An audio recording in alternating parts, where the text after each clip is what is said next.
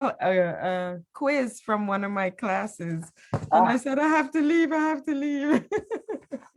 We're doing end of the semester evaluations. Yes, The course evaluations. So I'm sending out the notes to the students, trying to be as nice as I can, because it's the students' turn to evaluate the classes. So.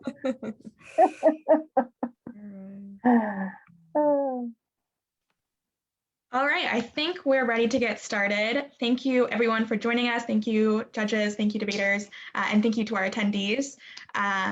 So I'm gonna go ahead and share my screen and just start with a little brief spiel, and then we'll get right into the debate. But yeah, thank you for joining today.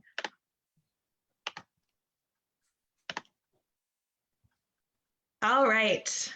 Welcome everyone to the Environmental Debate Tournament Finals, part of this year's virtual Piedmont Earth Day Fair hosted by Piedmont Environmental Alliance and Wake Debate.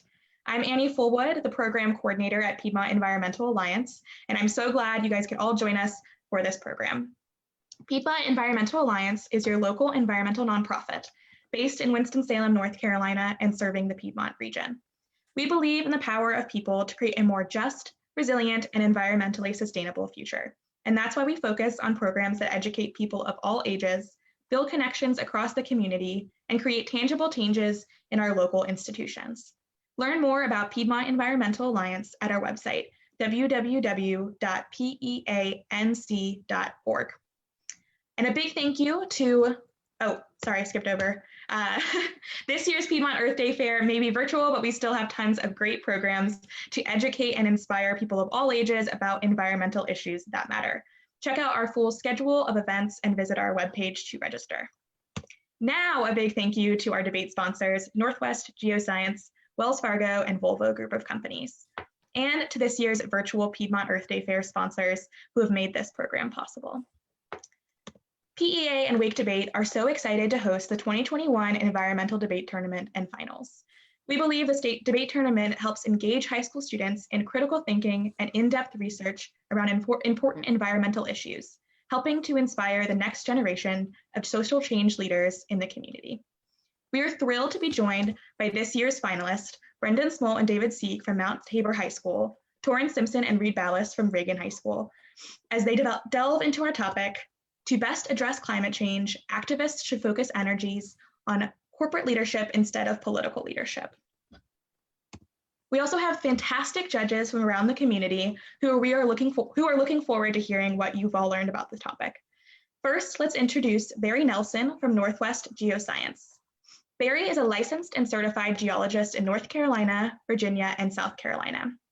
He has extensive expertise in groundwater remediation and its intersection with federal law, leading several major projects. He has been a continued supporter of the Environmental Debate Tournament since its inception.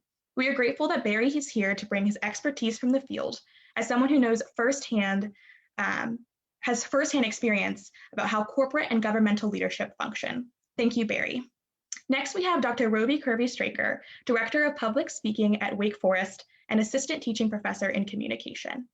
Roby was this year's winner of the Sustainability Leadership Award, recognizing a faculty member who has gone above and beyond to advance the rhetoric or the conversation on sustainability.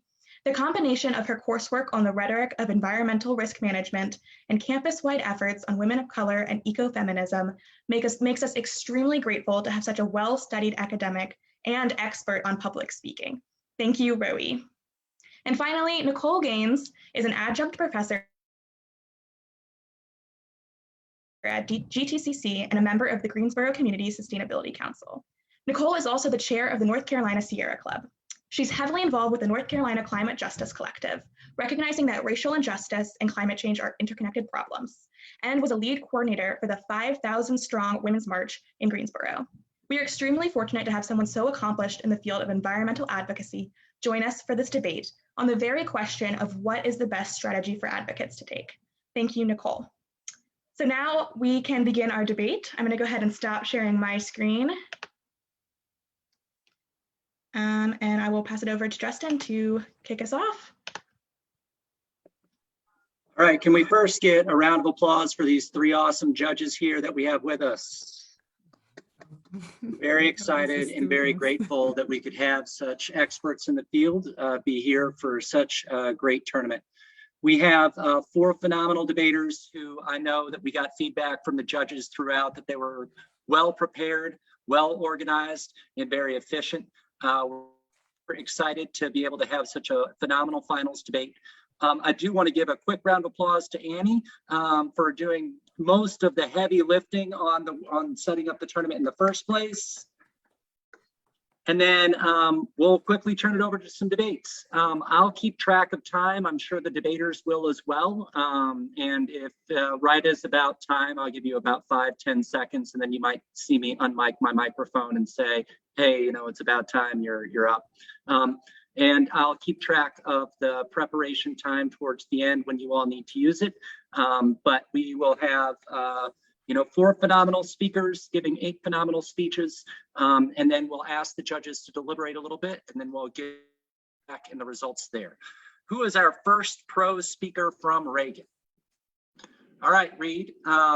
Whenever you are ready, can we get a thumbs up from all 3 of the judges that they're good to go? 1, 2, and 3. All right. Reed, the floor is yours. As soon as you start speaking, I'll start the timer. All right. Well, first of all, I'd just say thank you to Wake Debate and the Piedmont Environmental Alliance for allowing us to be here today, and I'm excited to get started. Now, that being said, we believe that environmental activists should focus energies on corporate leadership instead of political leadership. Massive corporations have been polluting our planet for years. We've tried to regulate and to tax and to stop their reign of terror on our planet through our elected officials, but it just hasn't worked. Instead, activists need to shift their collective focuses towards the leadership of these big corporations.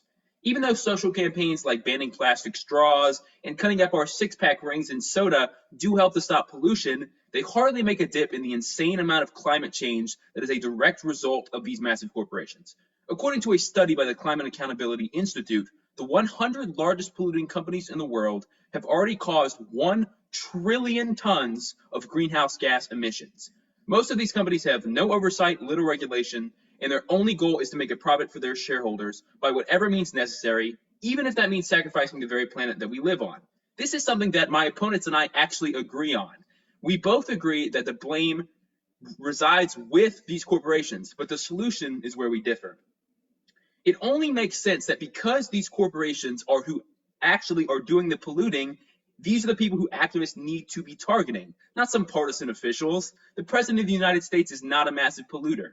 Neither is your local congressman or representatives. Instead of wasting time trying to convince them, activists need to go to where the problem actually resides, which is with the big businesses. You know, there's an old joke that says, if I had $1 for every corrupt politician, I could buy one of them in Congress. Although we have some good politicians in this country and throughout the world, too many of them have fallen victim to lobbying by massive corporations. Even if somehow we were able to focus all of our efforts into forcing politicians into environmental regulations, the big businesses' grip on them would still prevail.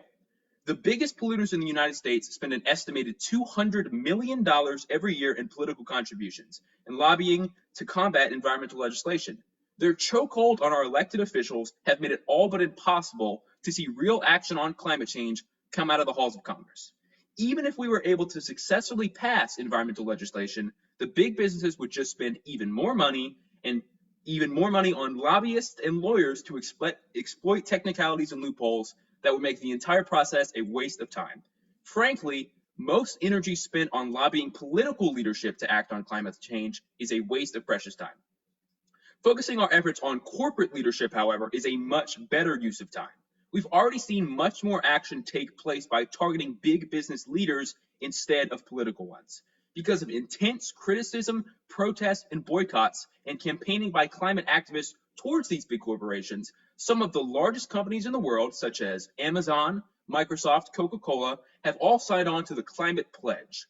This is a promise to make their companies completely carbon neutral by the year 2040. And that year is significant because it's 10 years before the Paris Climate Agreement, which was made by the political leadership of the world, actually mandated that these companies become carbon neutral. This pledge forces companies to become much more open and release regular findings about their carbon reports and about their own operations. That's something that the Paris Climate Agreement has been very highly criticized on because it does not force countries who sign onto it to be so open. This is just one example of how corporations have heard the objections of climate activists and have acted on a level that is more responsible than any government could ever dream of. There's a lot more to be done, but this is a tremendous step in the right direction. For these reasons, therefore, climate activists should focus more on corporate leadership instead of political leadership. Thank you.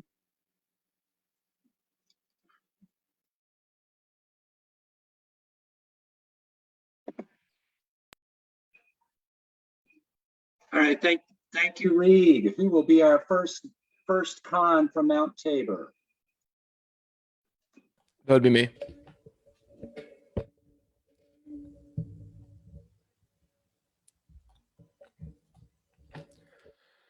The Clean Water Act established the basic structure for regulating pollutant discharges into the waters of the United States. To best address climate change, activists should focus energies on political leadership instead of corporate leadership. Our first argument is that governments and politicians are more powerful and can have more of an impact on combating climate change. I say this because of the large effects policies and regulations have had in the past. A good example is the Clean Water Act. As I stated before, according to EPA.gov, it established the basic structure for regulating pollutant discharges into the water. Thanks to this, people were no longer able to just discharge pollutants into navigable waters, and also money was added into the funding of construction of sewage treatment plants. Another example is the U.S. Endangered Species Act, otherwise known as ESA. According to worldwildlife.org, the ESA is our nation's most effective law to protect at-risk species from extinction. It has a success rate of 99% of species listed on it having been avoid extinction. Some of these examples are grizzly bears, humpback whales, and bald eagles. Now, this just goes to show that policies made by the government can leave long-lasting and positive effects on the environment and climate change. Our second argument is that the government can influence public opinion through political campaigns, social media, and by encouraging the youth to care about climate change. All the time, politicians use social media like Twitter, Facebook, and Instagram to advertise their views. According to the Washington Post, the majority of youth in both parties actually agree that climate change is a real issue. So a politician advertising their care for the environment online will get all the attention of these young voters and allow them to get into office easier, which will then allow said politician to start creating laws and policies to help stop the effect of climate change, like the Green New Deal. Another example is that according to newswhip.com, whenever a strong social media reaction is present, big change always seems to occur. This means that by using social media ourselves as well, we can communicate with our representatives and get them to make the positive changes to the law that would benefit the environment and bring us one step closer to ending climate change. Our third argument is that governments can have a larger effect in the fight against climate change globally than corporations can. A wonderful example of this global cooperation is the Kyoto Protocol. According to EPA.ie, the Kyoto Protocol was the first international agreement to reduce greenhouse gas emissions around the world to help prevent global warming. Another example is when, according to LA Times, in 2015, representatives from about 200 countries made a common cause on the fight against climate change. They adopted an agreement that they hope will avert some of the worst effects of global warming and also boost economies around the world so that they can use cleaner energy sources. Their long-term goal was to limit the rising temperatures to well below 2 degrees Celsius, which hasn't happened since pre-industrial times. Scientists say that the majority of the worst effects of global warming can be avoided this way. These examples of multiple nations around the world working together to try and solve climate change shows just how much of an influence governments have not only in their own lands, but also all over the world. In conclusion, governments and politicians are much more powerful and can have much more of an impact on combating climate change. This is thanks to the different laws and policies that they're able to pass. Governments can also influence public opinion through political campaigns and social media, and by encouraging the youth to care about climate change. This is easily done thanks to their large followings on social media and the large rallies that they're always holding. And lastly, governments can have a larger effect in the fight against climate change globally than corporations can. Thank you. All right, thank you, Brendan. We'll now engage in a 3-minute crossfire where Reed and Brendan will exchange asking questions, responding, and then asking back. We'll ask Reed to ask the first question, and then Brendan will respond and then ask a question back. I'll start the timer when you start asking, Reed. So you mentioned in your opening that the Clean Air Act and the Clean Water Act have been so beneficial to help climate change, but those were passed in the early 1970s. Since then, we have seen skyrocketing amounts of climate change. So how does it make sense to continue down the failing path of government leadership? Well, see, you said that it was done in the past, and that's right. It might not be working right now, which is why we need to elect new leaders to enact new laws. Since everything is always changing, old laws might not work, which is why we need to keep on building new ones. It was effective before. Now the world has changed, and now we need to make new laws that are now will be more effective. So, my question is, knowing that corporations such as Chevron are spending less than 1% of their budget on sustainability, how can we trust these corporations to be the ones to rapidly shift towards sustainability? Well, because as I mentioned in my opening, they are the ones who are taking the lead through the things like the Climate Pledge, which I mentioned. The biggest companies in the world, like Amazon, Microsoft, and Coca-Cola, have taken the step forward without government intervention, without anyone saying that they had to. They have been taking the leadership role here. So to say that some companies have not taken this role, yes, that's true. But a lot of these massive corporations have been making much more progress when, as you mentioned earlier, when I just asked you that question, you have said that the government's role in passing the things like the Clean Air Act and Clean Water Act haven't been working. Okay, so pro-environmental groups have spent about $20 million a year in lobbying, while big businesses have spent around $200 million a year. How can any climate action get done through political leadership if they have such a huge spending gap? Well, the way we would do that is by spreading the word around. So instead of just trying to take control of politicians, because that will never work, we need to then use and get the word around for climate change and then get the support up for it. So then we can then just elect leaders who already want to make these world-saving changes into government to then make the more policies to then get a handle on all of these different companies that are trying to just make a quick buck. Now, when the U.S. Department of Energy directly states that the conversion to sustainable energy is more expensive for corporations than relying on current pollutants, why would they ever change to help the climate change when they rely on this pollution to make a profit? Because that's whenever the government says that, they're saying that as it was occurring right now. As we've seen this in the past, and we're seeing this even more in the future. Consumer trends are trending towards buying green products. Consumers want to buy green products. They care about the climate, and they know that if they buy from companies that sell green products and they buy from companies that care about the environment, companies that do that are going to get much more of a consumer base than companies that don't. So in the future, green ideas and green products are going to be profitable. So to just make a quick buck, as you said, is actually going to be the result of passing and abiding by these green practices. That's time. Thank you very much. Well done, back and forth. We're going to now hear from our second pro, Torin. Torin, you good to go? Yes, sir. Is everybody ready? All right, sweet. We have to focus more on corporate leadership than political leadership. The problem lies not within political leadership, but within polluting corporations, meaning it would be an utter waste of energy and effort to do anything but attack the problem at the source. Especially in the political climate of today's America, it would be especially difficult to convince a polarized, divided nation to unite behind any one candidate or party who could get the job done. Lobbying to politicians assumes that those same politicians are objective, third parties, and are not themselves benefiting from the dividends and donations they receive as a result of the profit-hungry agendas of corporations. However, this may not be the case. For example, the Center for Political Accountability describes the issue of dark money, which refers to, quote, the contributions that can be made without disclosure.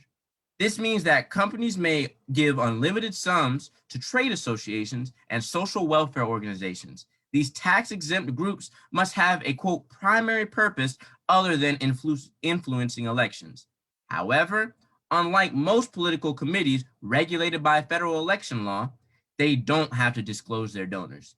This leaves the floor wide open to corruption and the development of special interests of particular parties and corporations, as corporate entities may impede the process of climate change-oriented legislation. Nevertheless, to even attempt to lobby the politicians, environmental activists must align themselves. However, nearly all plans to regulate all plans related to combating climate change involve anywhere from a minor to a substantial increase in taxes and the price of goods. For example, in regards to a carbon tax, the World Resources Institute finds that, quote, depending on the ability of the initial consumers to pass along costs down to their own customers, a carbon tax raises the prices downstream. Consumers ultimately pay for carbon-intensive goods and services. This means that environmental activists would have to align on a large scale while also agreeing to increase their own cost of living and inflate the prices of their goods, which is simply absurd. Moreover, public perception has been trending towards green products for decades. Though it is true that corporations are product-driven, the idea that corporations will only chase profits supports the idea that we should focus on corporate leadership, as green products will produce the profits of the future. This proves corporate leadership is the best way to address climate change. Therefore, we believe activists should focus on corporate leaders instead of political leaders. Thank you.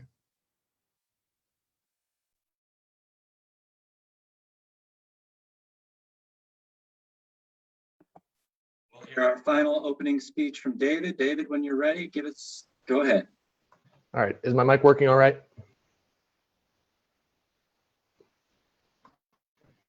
All right. Now, my opponent's arguments are largely focused on the idea that going green is profitable and these corporations have reason to. That is simply not the case. People are not willing to change their living habits for the environment. The EPA estimates that 75% of trash is recyclable, but only 30% of it is recycled. That is the most basic lifestyle change that people can have in their lives.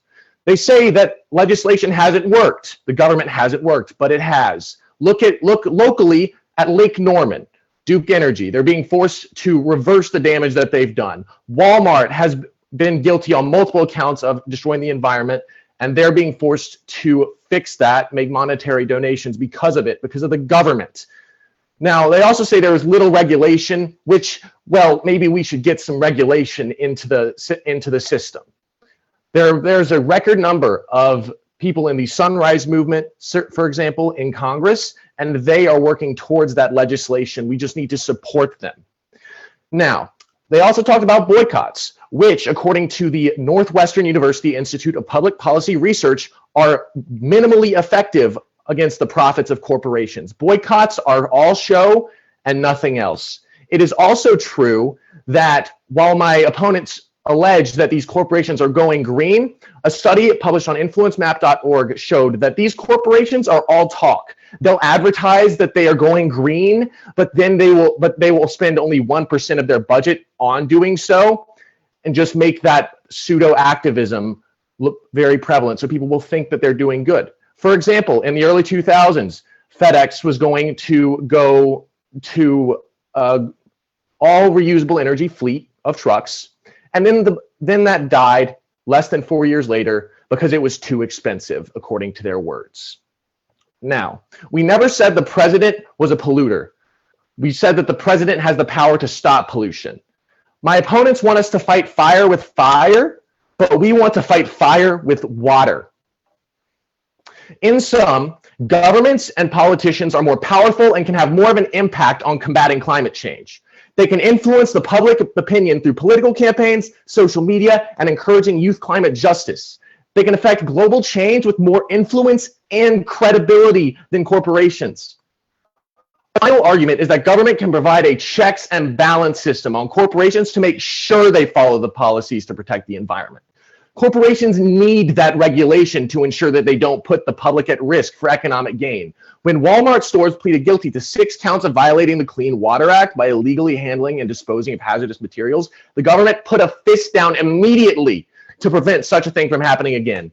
When environmental issues are brought to the government's attention, they immediately quash this wrongdoing. Corporations can't put a hand down forcing polluters to quit polluting, and frankly, it isn't profitable for them to do so. It is also true that the government can provide tax breaks to encourage sustainability. This worked in the case of Patagonia, which saved $10 million thanks to tax cuts in 2018 due to being more active in deterring climate change. They then reinvested that $10 million into nonprofit environmental groups.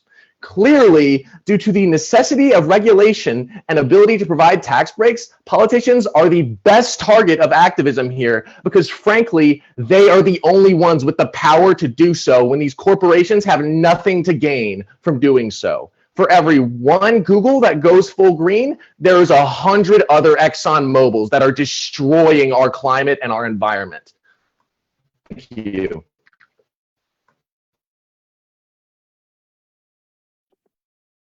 All right, thank you, David.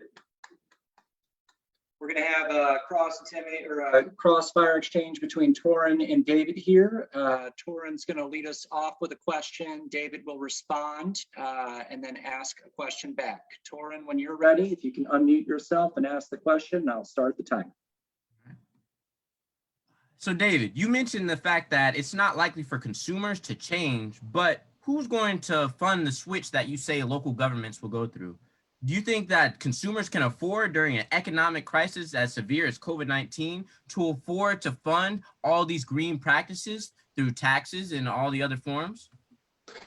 Frankly, I think the government can afford to do it if they're motivated enough to do it. We have a federal deficit that goes far reaches just so we can have these sustainable programs, just so we can have a comfortable society in our country.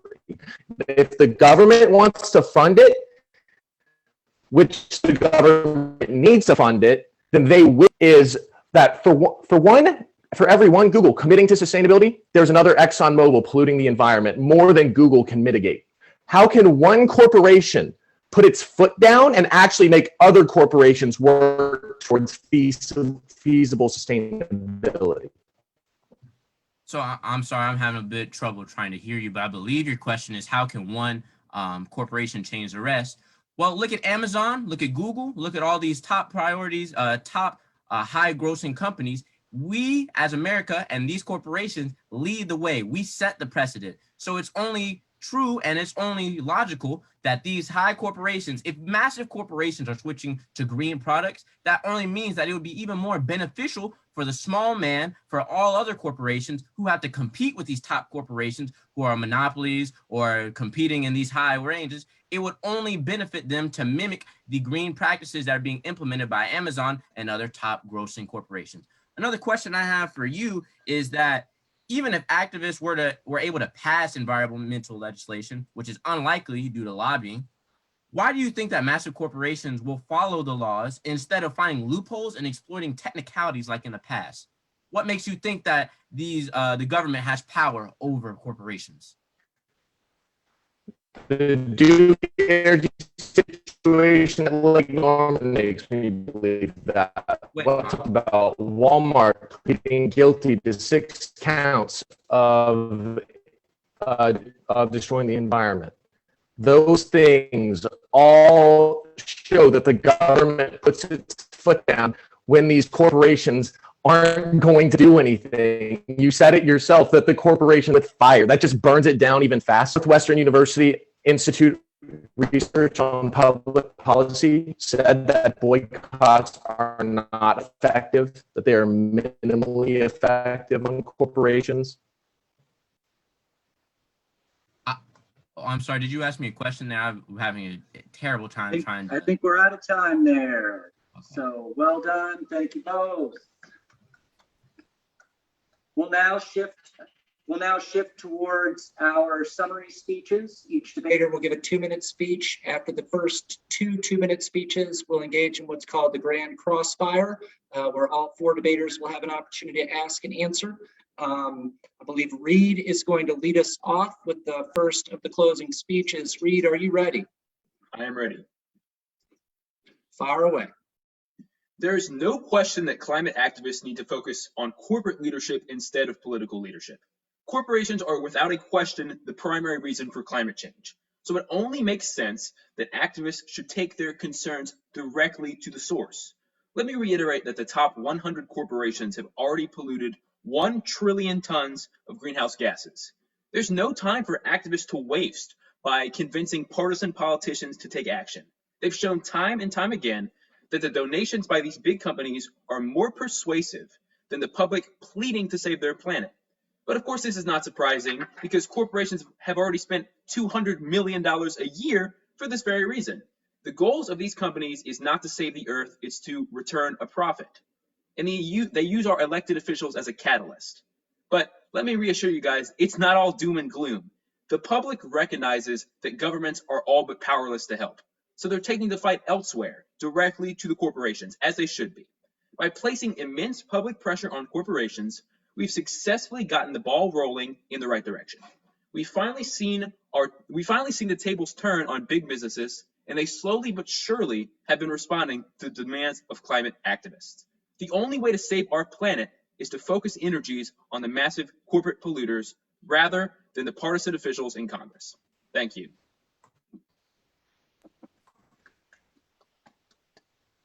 Thank you, Reed. We'll hear from Brendan next.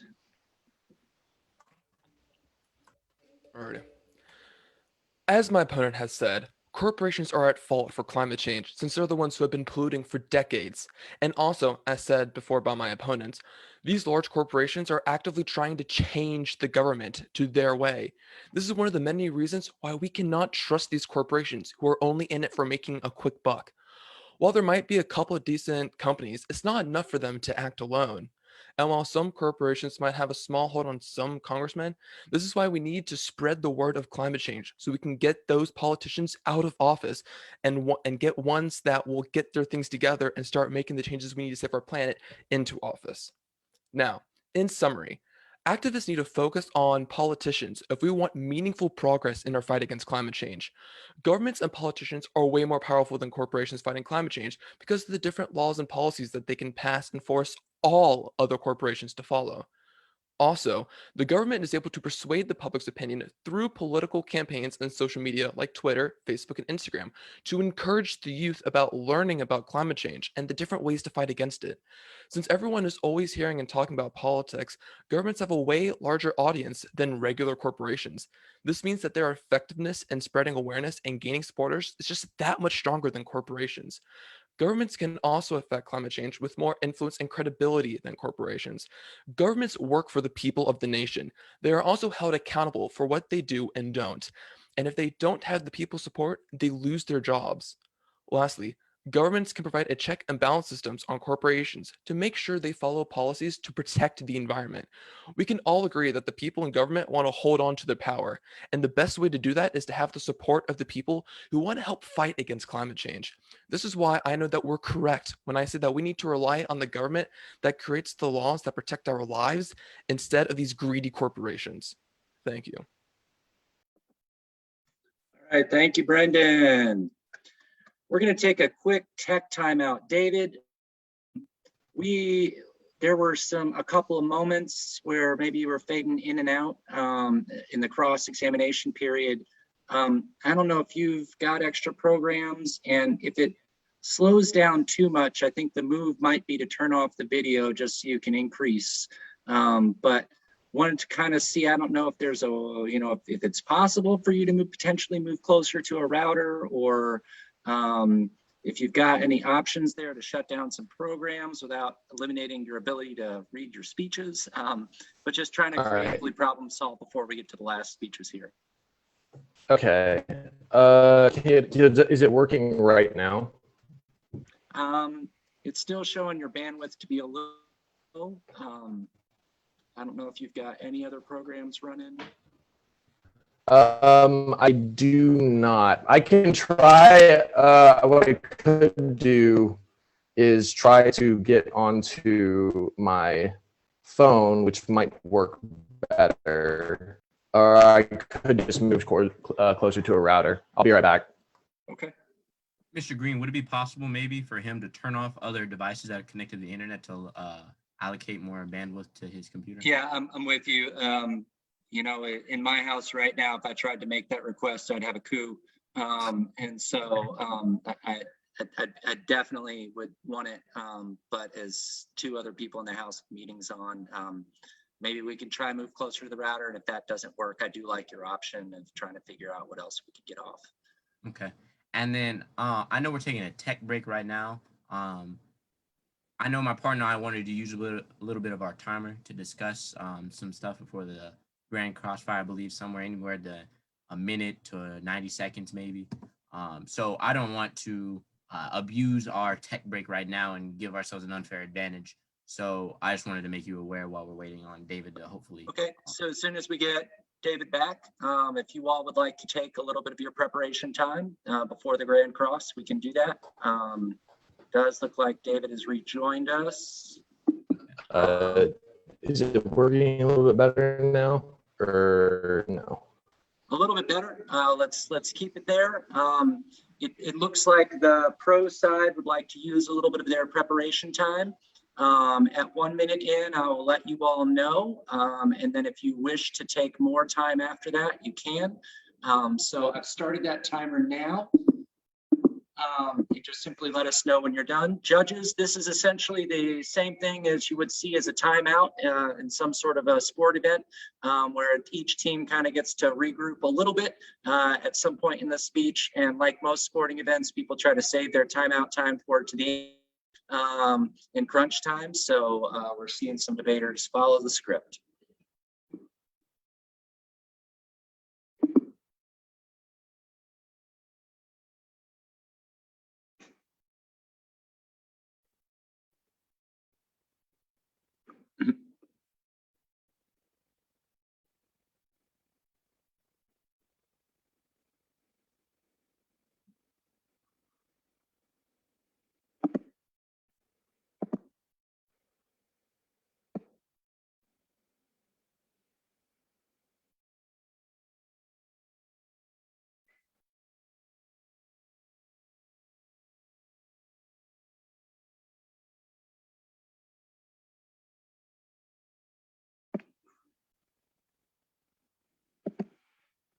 That's a little over 1 minute used.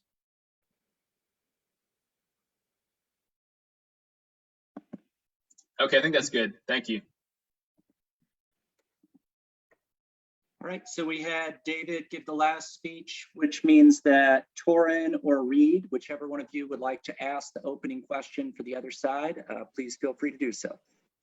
All right, thank you. David, you said that consumers don't want to go green because they're lazy and that corporations that do go green are not profitable. My question to you is, what is the biggest car company in the world? I'm unaware what the biggest car company in the world is. It's Tesla, which is a green company. Was that your whole question? My question is, did you know what the #1 car company in the world is? The largest car company in the world is Tesla, which is a green company. That was my question. It's your turn now. Alrighty, so the EPA. They're go ahead. The EPA says that sustainable energy is much more expensive than what is currently in use. Doesn't this conflict with your notion that it is profitable? Not at all. Oh, thank you, Torin. I think I just mentioned, we talked about this earlier, how those studies are based on current consumer trends, when in the future, consumer trends, and as they are now, are going very, very strongly towards green companies like Tesla, which I just mentioned. Tesla just became the biggest car company very recently because people have stopped buying Fords and stopped buying Mercedes because they're gas guzzlers, and they've started going towards green products like a Tesla. To build on his point, also, we have to remember we're building a job market and a community that is unlike anything that we've ever seen. Students are being trained for jobs that don't exist. Just that way, companies are designing laws for things that don't yet exist and that are still a problem today. We're creating new innovative technology, and it's important that we focus our money and focuses toward corporations who can truly fix the problem. All right.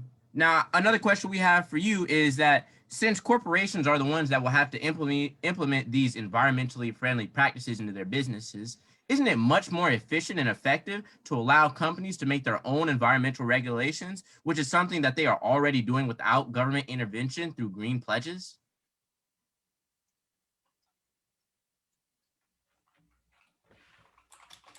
Sorry, can you repeat the question, please? Yes. So, since corporations are the ones that will have to implement these environmentally friendly practices into their business, is it not much more effective to allow companies to make their own environmental regulations, which is something that they're already doing without government intervention through things such as green pledges? So the bottom line is that they're doing that for show. And like you talked about loopholes in the law, they do not pay attention to these just for show pseudo activism type spiels that they go on. This is shown in a study by influencemap.org. It's proven. My question is, did you know that Volkswagen by revenue is the largest car company in the world, not Tesla?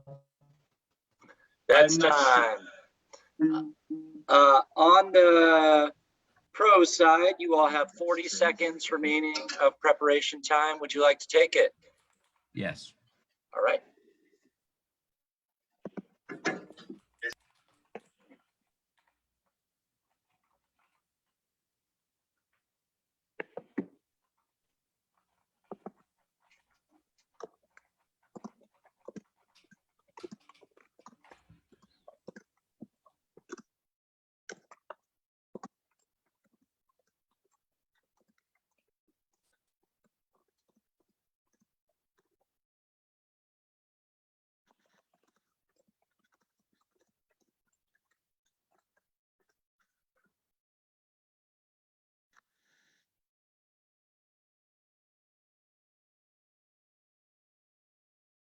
All right, Torin, time is up. When you're ready, go ahead and begin. Hey, thank you. I just want to say thank you one more time for having us out here. It's been a pleasure debating against all of you, and I'm excited to see after, of course, we present our speeches, how everything turns out. So, we believe that environmental activists should focus energies on corporate leadership instead of political leadership. The evidence illustrating the failure of the government to adequately regulate and enforce its environmental policies is irrefutable and plentiful. Consequently, it is essential that we focus our energies where the problem lies, within corporations. The issue of dark money and corrupt politicians driven by malicious corporations is exactly why we must target the corporations themselves, as political leadership cannot be entrusted to enforce green rules. Public perception has been trending toward green products for decades. Though it's true that corporations are product driven and the profits aren't there now, the idea that corporations will only chase profits supports the ideas that we should focus on corporate leadership, as green products will produce the profits of the future. Furthermore, as our opponents continue to mention, for every one Google and for every 100 Exxons, when it's more like for every Google, Tesla, Amazon, and all these big corporations and who are consistently contributing to green practices of the future. The comparison is more likely to one Google to one Mario's Pizza. It's not an apt comparison. Overall, it is important that we acknowledge how important it is that we focus our issues with corporations. The citizens of the United States cannot afford to fund the practices. Our opponents mentioned how important it is that the government can fund it, but it's simply not sustainable. That is why we believe that we should focus our energies more on corporate leadership instead of political leadership. Thank you. All right, thank you, Torin. David, before we give you all your preparation time here, can you try joining with your phone and just test that out? Yeah, sure, I can try.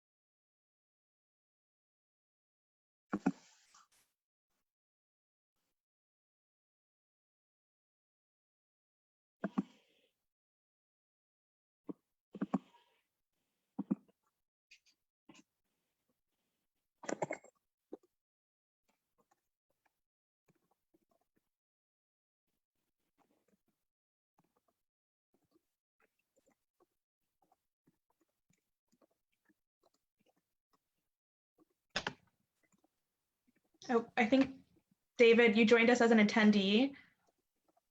I think you're going to need to click the email sent to you from Zoom.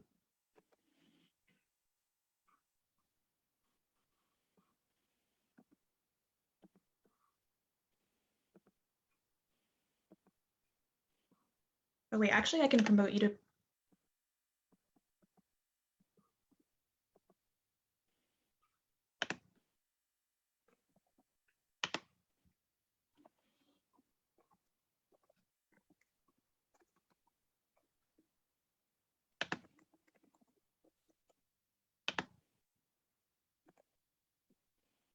And judges, I know we're still waiting for our last speaker, but when you all are ready to vote, I just put the ballot in the chat box. And if you'll go ahead and fill that out after the debate, obviously not now, and that'll give you an opportunity for you to enter your decision, and then we'll verify that through that method. So thank you all very much. It looks like we're about to get David back.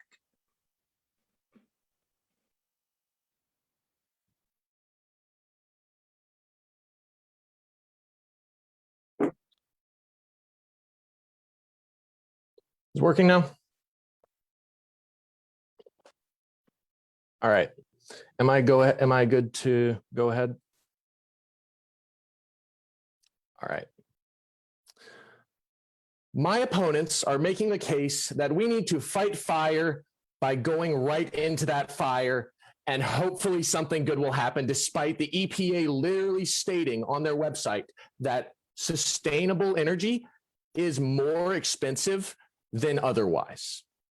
It doesn't work. And my opponents even went so far to lie about the largest car company in the world being sustainable.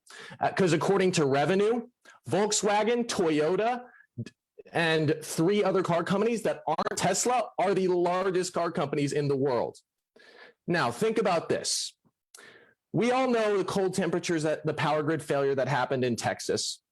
Those were human beings that were relying on these corporations for their livelihoods. The corporations failed.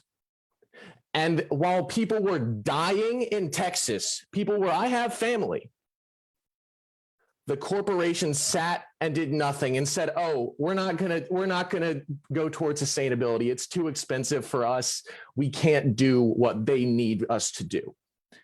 The corporations are not our friends. And the government, as I've told in the case of Duke Energy, in the case of Walmart, in the case of so many other corporations, the government is the only group that is willing and able to put their foot down and make sure these corporations aren't the ones that are polluting anymore. The corporations will not do it by themselves. That is not feasible, and they have no reason for it to work. They don't want it to.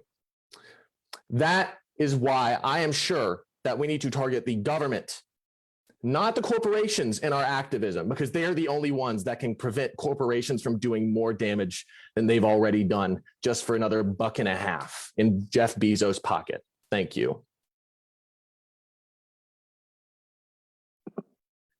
All right, big round of applause for all of our debaters. Judges, if you could take, a few minutes, at about the 5-minute mark, we will kind of say, hey, can you please vote? But we'll take a few moments just to relax for a little bit, wait for the judges' decisions. And then once I have all 3, we'll announce the decision. And then we'll hear from each of our judges about comments that they have about the debate, why they voted, and a few suggestions for our students. And then we'll have a few concluding words from Annie right after that. So stay tuned for your non-commercial break.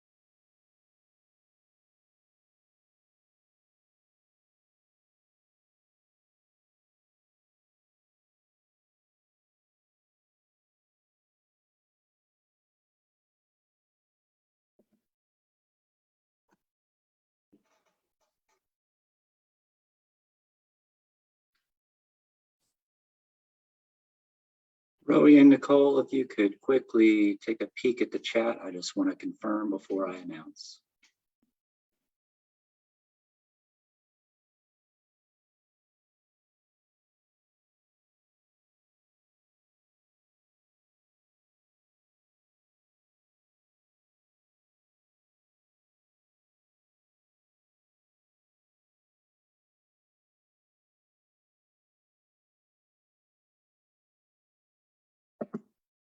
All right, this is a great debate, and I really appreciated the effort that the four debaters put in, both in preparation to get to this point, which is quite an accomplishment, meaning that they did very well at the initial tournament to make it all the way to the finals.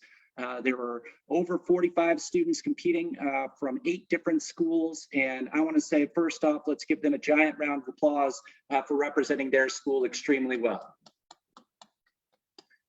So the reason that I wanted to double confirm with our judges is that we do have a split decision today. So drum roll, please. The winner on a 2-to-1 decision is the pro side from Reagan. Congratulations, Reagan, and congratulations, Mount Tabor. Big round of applause. So the tradition in debate is to ask the dissenting judge to speak first, and then the other 2 judges to follow. I think this was an extremely close and a well-fought debate, so to see it's a split decision is no surprise in my book. But Barry, why don't you lead us off? Okay, first off, I would like to say this. I thought all 4 of you were fantastic. There were 2 points that led me to Mount Tabor, and I'll be perfectly straightforward with that. Reed, one of the things that you said in your summary speech is that there were 100 top corporations which were the most significant polluters. And what I consider that is that, so how does that make your case that you go to the corporate folks, okay? And then the other one is that you guys said that there were irrefutable evidence that the government had failed horribly on environmental rules in the past, but you didn't give any information or data to support that. And frankly, because I know the successes, even though they haven't always been perfect, that the environmental rules and regulations have been over time, I have to really question that point, okay? So I felt like that basically those 2 points really reinforce the fact that the other side had more information and more actual factual data. But I'll say this, if I had to score this, it was 30-29. And so that's about as close as you can get. And I really do believe that you guys, all of you, were extremely well prepared. So thank you so much.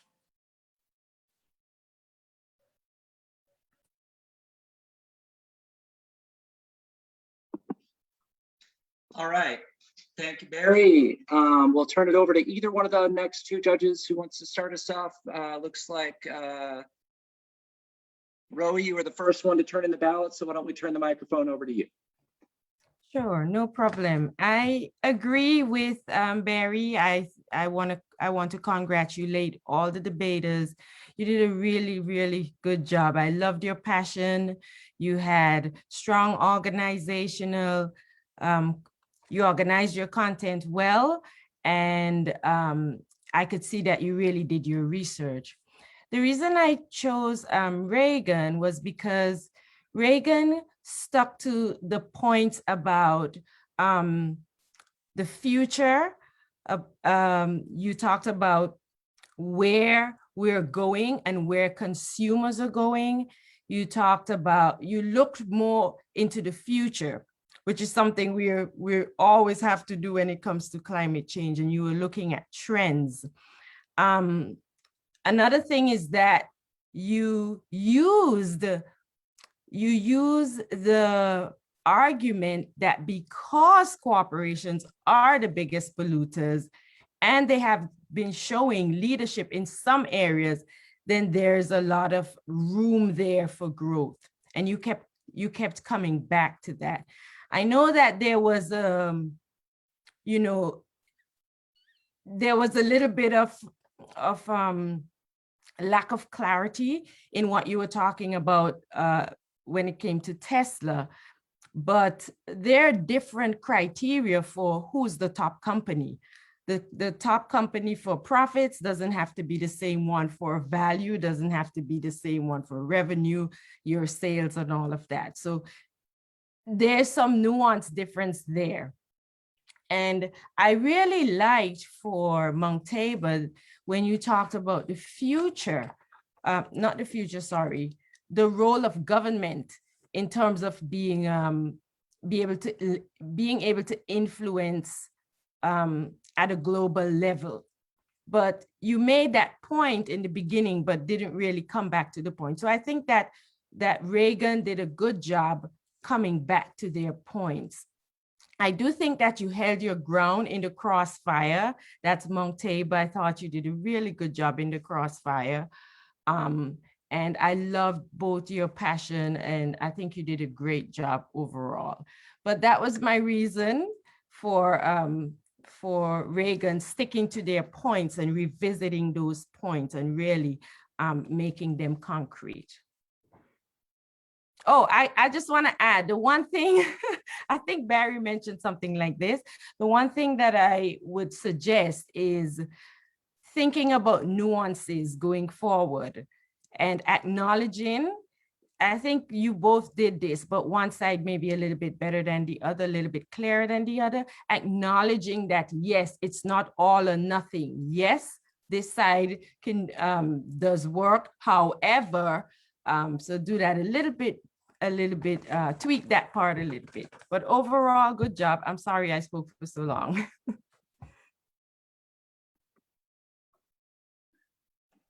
Thank you, Roe, and we'll turn the mic over to our final judge.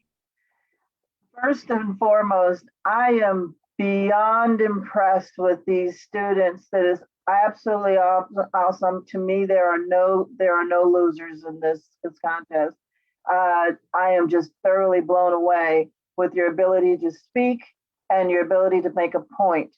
As Annie had first mentioned, I am a volunteer leader with the Sierra Club. And so we always see the both ands in all of these arguments. So we attack both the corporate and the politicians in our strive for clean air and climate justice. My vote did also go to the Reagan team, a pro-corporate. I believe that I saw as an English instructor, I watched the vocabulary. I love the expansion of the words and the points that you were making using those expanded vocabulary. And forgive me if this is something that you do normally, but I was just extremely impressed with your abilities to make sure that the points were made. I want to echo Dr. Rovi. Is it Rovi, Dr. Straker? That you came back, that team came back to the point. You finished with the continuing argument. It's kind of like when you write a paper, you always do a summary at the end, and what your summary is doing is re-emphasizing your thesis, right?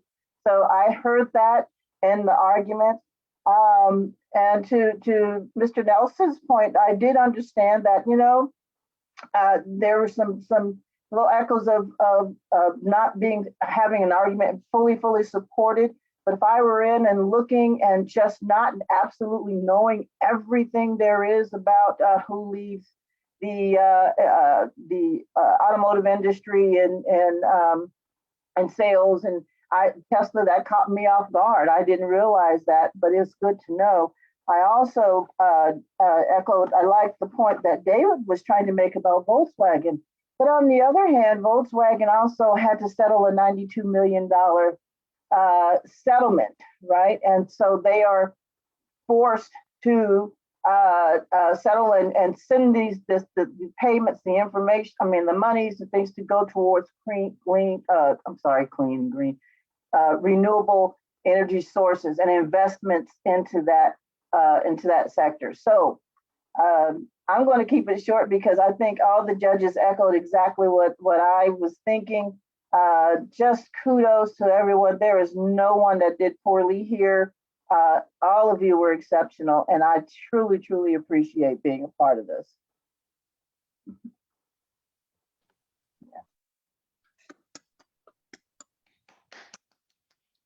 I'll say one quick word and then I'm going to pass the mic over to Annie here. The big thing I want to echo is our definition of success at Wake Forest Debate is giving as hard as you can, looking yourself at the end of the day in the mirror and saying, I made myself a better person, win or loss. And so I know all of the debaters here, as well as a number of the attendees that are watching, including their coaches, which Annie will talk about in a second, all put in extra effort. And I just want to say, you know, it's the process of debate is one that's productive because it helps us think better, speak better, organize our words better. Win or the loss here, it's going to go one way, it's going to go the other. But know that the effort is something that's meaningful. And as someone who will be counting on you all to lead the future, I'm certainly thankful. So want to say thank you to you all and turn the mic over to Annie. Thank you so much, Justin. Your support and your all of your help this year has just been super invaluable. So thank you to Justin and Wake Debate for all that they do with PEA. Yeah, so I just want to say one final congratulations to this year's environmental debate champions, Reagan High School. Congratulations, you guys. But as was stated before, there are no losers here. The work you guys have put in has just been phenomenal. And I've loved watching all of the debates this year through Zoom. So a final thank you. I'm not going to share my screen again because no need to do that. But a final thank you to our judges, Barry, Nicole, and Roe. It was such a pleasure having you guys here, and your wonderful feedback was just, yeah, very, very useful. So thank you so much for joining us. Thank you again to our debaters. And thank you to their coaches. Thank you to Mount Tabor's coach, Lori Schaefer, and Reagan's coach, Christian Borkowski. Again, your work as well, supporting your students and getting them here, and all the training you guys went through just has been amazing. So thank you again, everyone. And I think we're ready to close out the 2021 Environmental Debate Tournament. All right. Congratulations, everyone, and happy Earth Day tomorrow. Happy Earth Day. Thank you to all the Absolutely. judges as well. Thank you All for right. having us. Thank you, everyone. Thank all. you. Thank you. Congratulations to Pleasure. everyone. Bye. Thank you. Bye. Bye.